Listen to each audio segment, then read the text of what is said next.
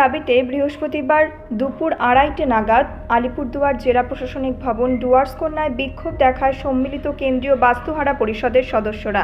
জানা গেছে, আরজিকর ঘটনায় দোষীদের গ্রেফতারি ও দৃষ্টান্তমূলক শাস্তি, জমি অধিকার সহ একাধিক দাবিতে বলাই মোড় থেকে একটি বিক্ষোভ মিছিলের আয়োজন করেন সংগঠনের সদস্যরা। মিছিলটি শহরের বিভিন্ন এলাকা পরিক্রমা করে ডুয়ার্স কন্যার সামনে এসে শেষ হয়। এরপর সেখানেই বিক্ষোভ দেখাতে শুরু করেন বিক্ষোভকারীরা। পরবর্তীতে জেলা প্রশাসনিক ভবনে স্মারকলিপি প্রদান করা হয়।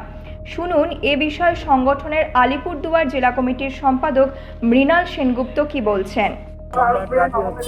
আমাদের সংগঠনের 75 বছর পূর্তি। আমরা গোটা রাজ্য জুড়ে এটা পালন করব এবং অন্য রাজ্যেও করবার জন্য পরিকল্পনা করছি। সঙ্গে 75 বছর যখন হচ্ছে তার সঙ্গে আমাদের দাবি, এটা আমাদের 25 তারিখে হয়ে থাকে, 25শে আগস্ট, কিন্তু অফিসটা বন্ধ ছিল বলে আমরা সেই কারণের জন্য 27 তারিখে আজকে আমরা করলাম। আমাদের কলোনিগুলো নিঃশর্ত দলিল এবং পর্চা সেটা বাস্তুতে পরিণত করতে হবে, এইরকম সব বিষয়গুলো নিয়ে আমরা ডিএম সাহেবকে আমরা ডেপুটেশন দেবো আর, এবং তার সঙ্গে সঙ্গে আমরা চাই কলোনির যে ব্যবস্থা মানে সেখানে হাসপাতাল চাই, সেখানে স্কুলগুলো বন্ধ হয়ে যাচ্ছে সেগুলো চালু রাখতে চাই, এবং তার সঙ্গে হচ্ছে আমরা চাই সকলের জন্য খাদ্য গ্যারেন্টির ব্যবস্থা, এবং সর্বোপরি কথাটা হচ্ছে দলিল, নিঃশর্ত দলিল, যেটা হচ্ছে পরবর্তীকালে প্রজন্ম হিসাবে সবাই সেটাকে ব্যবহার করতে পারে বংশানুক্রমে। এইটা হচ্ছে মূল দাবি আমাদের।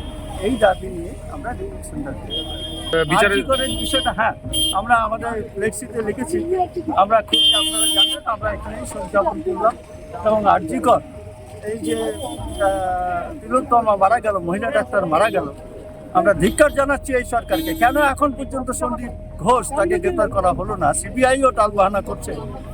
আমরা জানি না, যদি এইরকম চলতে থাকে পশ্চিম বাংলাতে মনে হয় আগামী দিন শ্রীলঙ্কা পরিণত না হয়ে যায়, সেই দিকে যাচ্ছে মানুষের আন্দোলন থেমে থাকবে না, একথা আমরা দৃঢ়তার সঙ্গে বলতে পারি।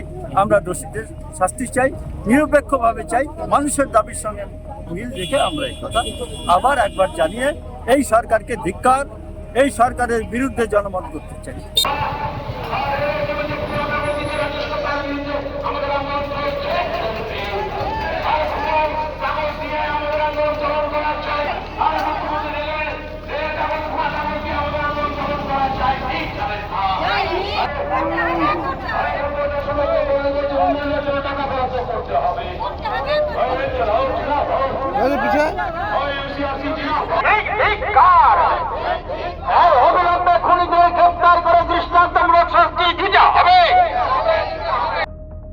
আলিপুরদুয়ার থেকে শামু দাসের রিপোর্ট, নিউজ মেট্রো।